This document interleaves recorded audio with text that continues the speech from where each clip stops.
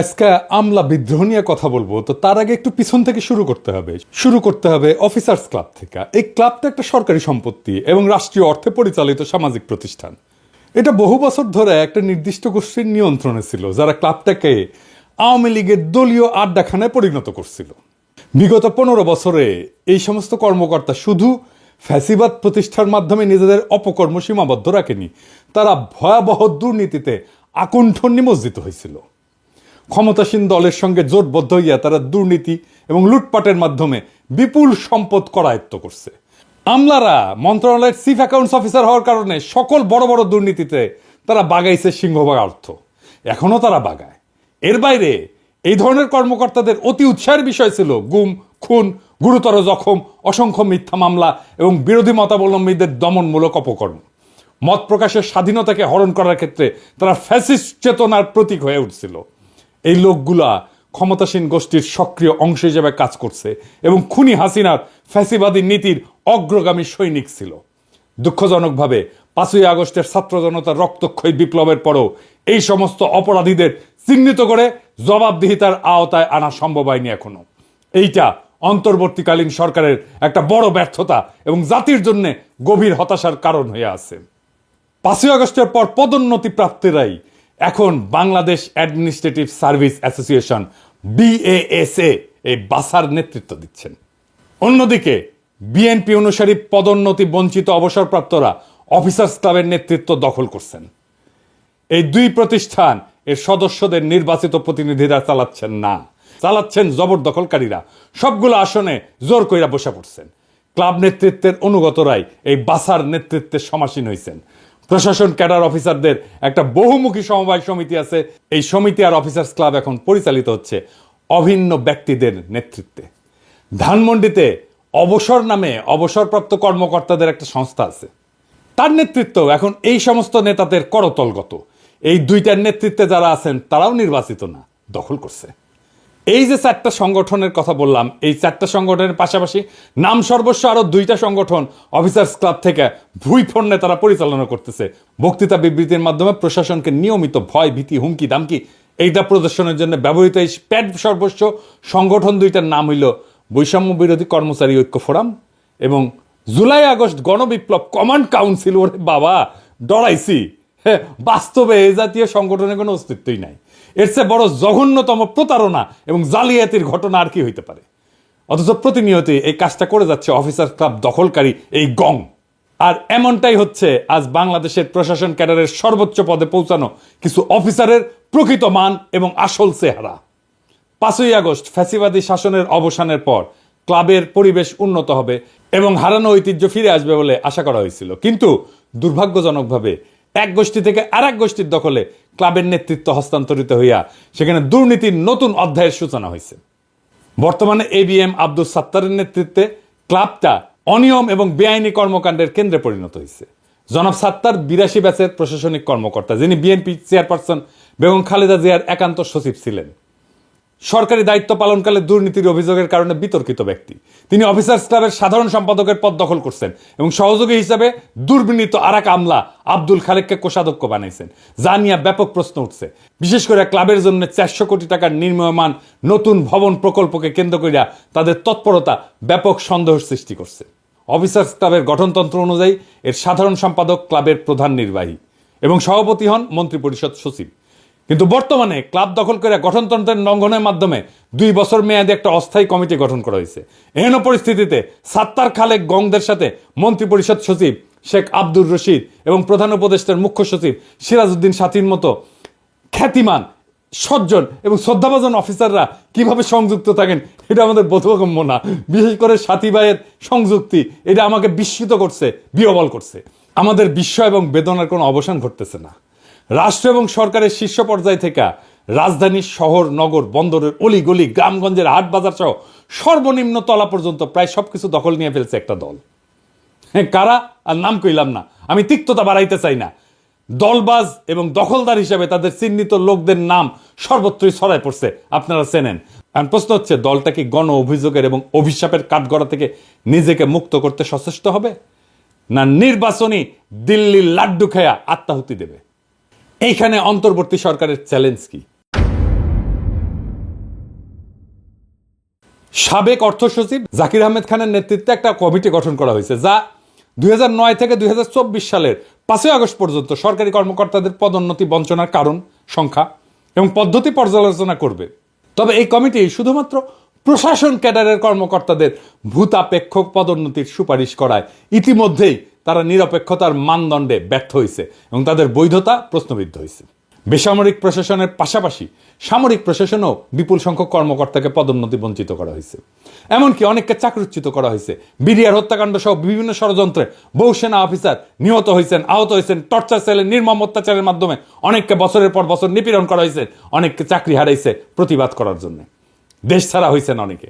দেশবাসী আশা করছিল খুনি হাসিনার পতনের পর এই সমস্ত হত্যা নিপীড়নের বিচার হবে, যোগ্য কর্মকর্তারা এবং তাদের সম্মান এবং পদ ফিরে পাবেন এবং পদোন্নতি বঞ্চিতদের বঞ্চনা দূর হবে। কিন্তু হতাশাজনকভাবে দেখা যাচ্ছে শুধুমাত্র প্রশাসন ক্যাডারের পদোন্নতি বঞ্চিতদের সুবিধা প্রদানের আয়োজন করা হয়েছে। অন্য কোনো ক্যাডারের, এমনকি সামরিক বাহিনীর নিপীড়িত এবং পদোন্নতি বঞ্চিতদের জন্য কোনো পদক্ষেপ গ্রহণ করা হয়নি। এটা বৈষম্যের চরম উদাহরণ। বৈষম্য দূরীকরণ কি শুধুমাত্র একটা ক্যাডারের সুবিধা প্রদানের মধ্যে সীমাবদ্ধ থাকবে, নাকি এটা সর্বস্তরে বঞ্চিতদের জন্য বাস্তবায়িত হওয়া উচিত? আপনারাই বলেন, কোনটা ইনসাফ? রাজনৈতিক কারণ ছাড়াও ব্যক্তিগত স্বার্থের কারণে বিএনপি পন্থী নয়, পদোন্নতি বঞ্চিত অবসরপ্রাপ্ত তেমন অফিসাররাও ভূতাপেক্ষ পদোন্নতি এবং আর্থিক লাভালাভের আশায় অফিসার্স ক্লাবের নেতৃত্বের সাথে জোটবদ্ধ হয়েছে। এই প্রক্রিয়ায় প্রশাসন ক্যাডারের বাইরে অন্য কোনো ক্যাডারকে বিবেচনায় নেওয়া হয়নি। এতে বিএনপি অনুসারী এবং বিএনপি বিরোধী মিলিয়া প্রায় 764 জনের পদোন্নতি ইতিমধ্যে চূড়ান্ত পর্যায়ে পৌঁছে গেছে। শুধুমাত্র শেষ নোটিফিকেশনটা বাকি। ভূতাপেক্ষ পদোন্নতির তালিকায় মহাভাগ্যবান কর্মকর্তাদের মধ্যে সচিব পদে 119 জন, গ্রেড 1 পদে 41 জন, অতিরিক্ত সচিব পদে 528 জন, যুগ্ম সচিব পদে 72 জন এবং উপসচিব পদে 4 জনের নাম অন্তর্ভুক্ত করা হয়েছে। এরাই দলে বলে জড়ো হইয়া ঈপ্সিত পদোন্নতির জন্য নিয়মিতভাবেই সভা, সমাবেশ, অবস্থান, এই কর্মসূচি চালায় উত্তেজনা ছড়াচ্ছেন। হীন ব্যক্তি স্বার্থ চালিত এই সমস্ত আমলারা ভুলে গেছেন অন্তর্বর্তীকালীন এই সরকারের প্রথমে পূরণ করতে হবে জুলাই আগস্ট বিপ্লবের প্রায় 2000 শহীদ এবং হাজার হাজার আহতদের পাশে আর্থিক সহায়তা নিয়ে দাঁড়ানোর গণদাবি। এই দাবি আগে পূরণ করতে হবে। শহীদ পরিবারের জন্য সরকার ঘোষিত অনুদান এবং আহত সকলের সুচিকিৎসা নিশ্চিত না হওয়া পর্যন্ত কোথাও কোনো সরকারি চাকরিজীবীকে বাড়তি আর্থিক সুবিধা দেওয়া যাবে না। Full stop. গত 15 বছর সেনাবাহিনী, পুলিশ, বিচারক, ডাক্তার, শিক্ষক, কৃষিবিদ, engineer, BGB, Ansar, customs, VAT, income tax সহ অন্যান্য ক্যাডারের যে সমস্ত কর্মকর্তা নানান নির্যাতনের শিকার এবং পদোন্নতি বঞ্চিত হয়েছেন, তাদের আর্থিক ক্ষতিপূরণ বা ভূতাপেক্ষ প্রমোশন নিশ্চিত না করা পর্যন্ত প্রশাসন ক্যাডারের 764 জনকে দেওয়া বিশেষ সুবিধার কার্যক্রম স্থগিত রাখতে হবে। Full stop. কোনো কথা নাই। প্রধান উপদেষ্টা প্রফেসর ইউনূসকে মনে রাখতে হবে যে তিনি এখন যে কাজটা করতেছেন তা একটা ক্ষুদ্র ঋণ প্রকল্প না, এনজিও না। এটা শহীদ এবং আহত বিপ্লবীদের প্রতি জাতির ঋণ পরিশোধের সবচেয়ে বড় রাষ্ট্রীয় প্রকল্প পরিচালনা করা। তার সমাজসেবার উদার মানবিক মন এ কাজে নিশ্চয়ই গুরুত্বপূর্ণ ভূমিকা পালন করবে। কিন্তু তাকে যে দায়িত্ব আজ পালন করতে হচ্ছে তা যে এক কঠোর এবং কঠিন শতভাগ রাজনৈতিক কর্তব্য, পলিটিক্যাল টাস্ক, তা এখনো তিনি না বুঝলে ক্রমশ বিপদ বাড়বে। এইবার আসেন এই যে প্রশাসনিক স্বার্থান্বেষী মহল, এইটা নিয়ে কিছু আলাপ করি, তাহলে বুঝবেন এই আমলা বিদ্রোহের শিকড় কোথায়। অন্যদিকে হঠাৎ কইরা প্রশাসন সংস্কার কমিশন প্রাথমিকভাবে তাদের কয়েকটা সুপারিশ প্রকাশ করলে প্রশাসন ক্যাডারের কর্মকর্তারা সকল রীতিনীতি, আইন কানুন ভেঙে বিক্ষোভ প্রদর্শন করতে শুরু করছেন। বিশেষ করে পরীক্ষার মাধ্যমে উপসচিব প্রস্তাবের বিরুদ্ধে চাকরিরতরা প্রতিক্রিয়া দেখাইলে তাদের সাথে অবসরপ্রাপ্ত অফিসাররাও যোগ দেন। স্বার্থান্বেষী এই দুই পক্ষ যৌথ সভার আয়োজন করেন, যেখানে অন্য পেশার কয়েকজন উচ্চকণ্ঠী ব্যক্তিকে ডেকে আনা নিজেদের পক্ষে বক্তৃতা করেন। শুধু তাই না, এই সভায় ফ্যাসিস্ট সরকারের দোসর, সহযোগী এবং সুবিধাভোগী হিসেবে পরিচিত 2014, 2018, 2024 অনুষ্ঠিত জাতীয় সংসদ নির্বাচন পরিচালনাকালে ডিসি, ইউএনও হিসেবে দায়িত্ব পালনকারী কর্মকর্তাবৃন্দ সদল বলে যোগদান করে, যাদের অনেকেই বর্তমানে অতিরিক্ত, যুগ্ম এবং উপসচিব হিসেবে দায়িত্বরত অফিসার। সংবিধান, গণতন্ত্র, মৌলিক অধিকার লঙ্ঘনকারী এই সমস্ত ক্রিমিনাল কর্মকর্তারা আন্দোলনের এক ডামাডোল সৃষ্টি কইরা তাদের ঘৃণিত অতীত পরিচয় মুছে ফেলার সুযোগকে কাজে লাগাইতে কৌশলে সবার সাথে একাকার হয়ে যাওয়ার অপকর্মে সক্রিয়ভাবে অংশ নিতেছেন। বাংলাদেশের মানুষের স্মৃতি থেকে কখনো কি এই সকল অপরাধের কাহিনী মুছে যাবে? এটা কখনোই সম্ভব না। এই ক্যাডারেরা, এই সচিবালয়ের এই কর্মকর্তারা কি বিবৃতি দিছিল দেখেন আন্দোলনের সময়। আমরা এটা ভুলি নাই। ক্ষতিগ্রস্ত রাজনৈতিক পক্ষ 2008 সালের নির্বাচনকে বাংলাদেশের সেই সময় সেনাপ্রধান মঈনুল আহমেদের পরিচালনায় ভারত সরকারের তৎকালীন বিদেশমন্ত্রী প্রণব মুখার্জির ইন্ধনে অনুষ্ঠিত একটা পাতানো নির্বাচন হিসাবে বিবেচনা করেন, যার উদ্দেশ্য ছিল খুনি হাসিনাকে ক্ষমতায় আনা। তবে তত্ত্বাবধায়ক সরকার ব্যবস্থা বিলুপ্তি পরবর্তী পর্বের নির্বাচনের ধারা ছিল বাংলাদেশের রাজনৈতিক ইতিহাসের সবচেয়ে অগ্রহণযোগ্য, ঘৃণিত এবং কলঙ্কিত অধ্যায়।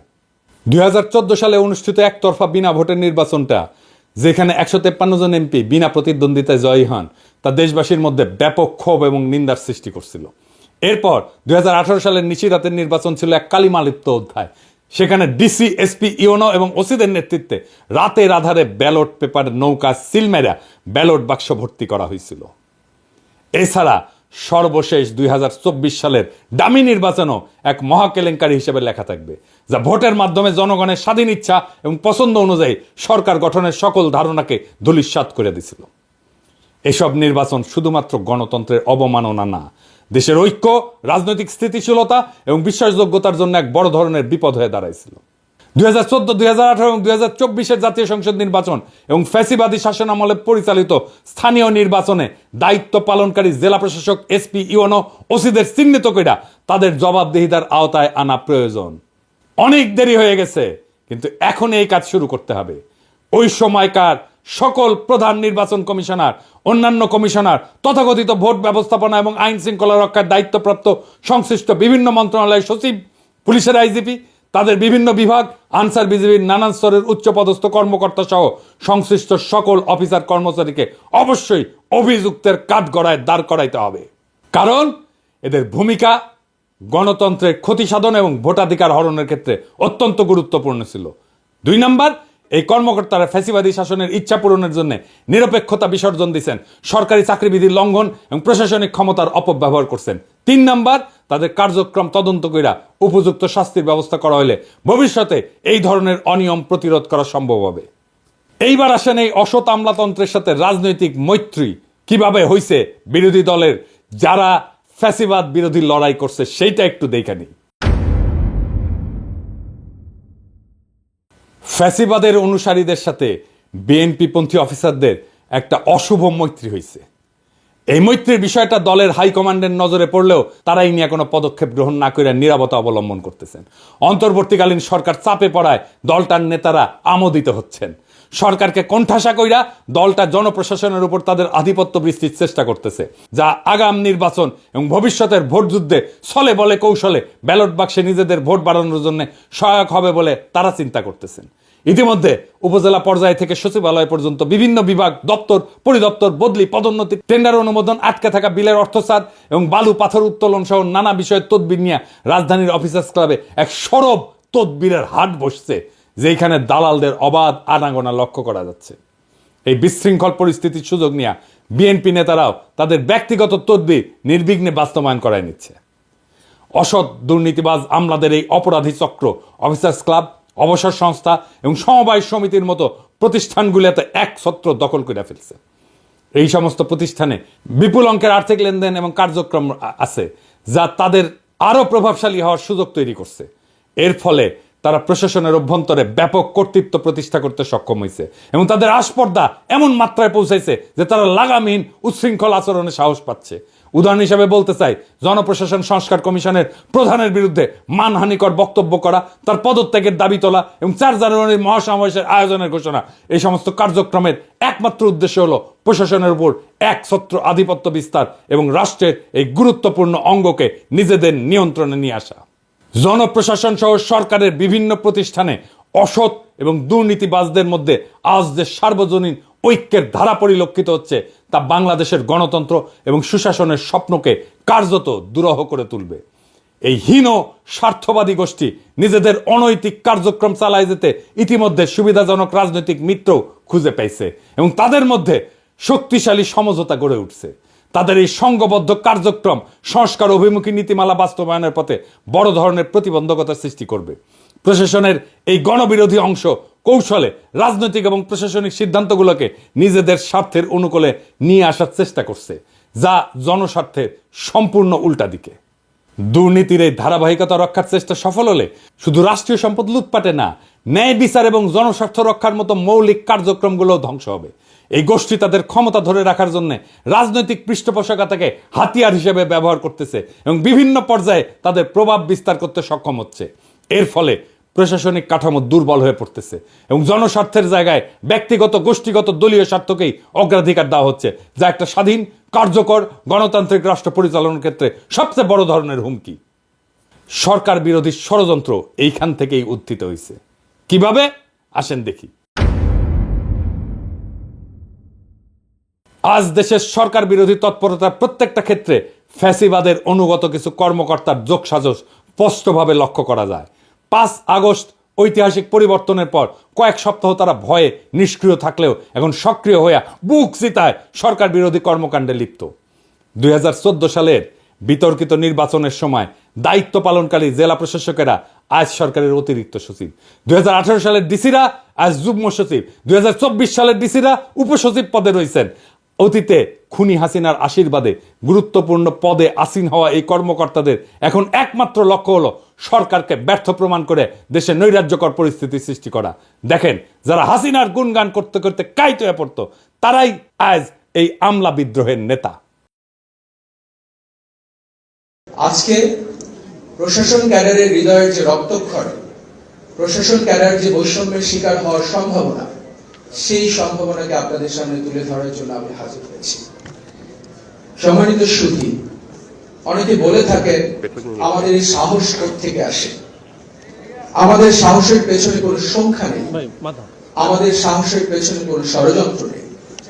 আমাদের সাহসটা বুঝতে হলে এই ডিসকোর্সের গভীরে আসলে ঢুকতে হবে, সিলসিলাটা জানতে হবে জনকল্যাণ কি, রাষ্ট্র কল্যাণ কি এবং প্রশাসন ক্যাডারের সাথে তার সম্পর্ক। আমি আজকে প্রশাসন ক্যাডারের মতামতটা একটু জানাতে চাই আপনাদের কাছে বিনীতভাবে। আমি শুরু করব জনপ্রশাসন সংস্কার কমিশন যেটি গঠিত হলো, যেটি একটি প্রশাসন গঠন করবে। আমরা জানি যে এই প্রশাসন 1920-এ আসছিল বা 1910-এ 15-তে যখন আধুনিক রাষ্ট্রের জন্ম হলো, যখন বলা হলো যে আধুনিক রাষ্ট্রকে পরিচালনা করতে হলে মেধাভিত্তিক, নিরপেক্ষ, আইন কানুন মেনে চলে এরকম একটা গ্রুপ অফ সিভিল সার্ভেন্টস দরকার।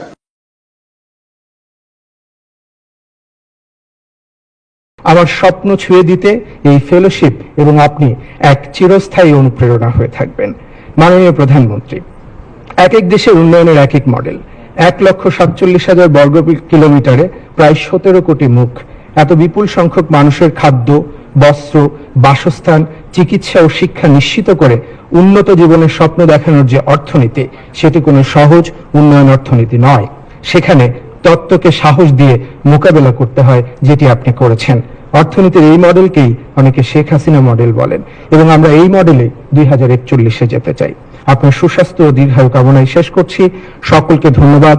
জয় বাংলা, জয় বঙ্গবন্ধু। দেখেছেন কারা? কিছু উপদেষ্টা এই কর্মকর্তাদের দক্ষ বলে প্রশংসা কইরা তাদের গুরুত্বপূর্ণ পদে নিয়োগ দিচ্ছেন এবং আরো পদোন্নতির জন্য সুপারিশ করতেছেন। কিরকম উপদেষ্টা দেখেন তাইলে।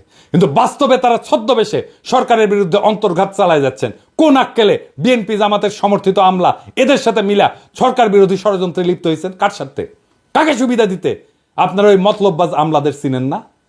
আপনাদের দলের ফেসবুক বিপ্লবীরা একদিকে আমাকে বলে নৈরাজ্যবাদী, কিন্তু আপনারা এখন কি করতেছেন? কোন সুরাজ্য করতেছেন? এই আমলা বিদ্রোহের আগুনে ঘি ডাইলা কার স্বার্থ রক্ষা করতেছেন?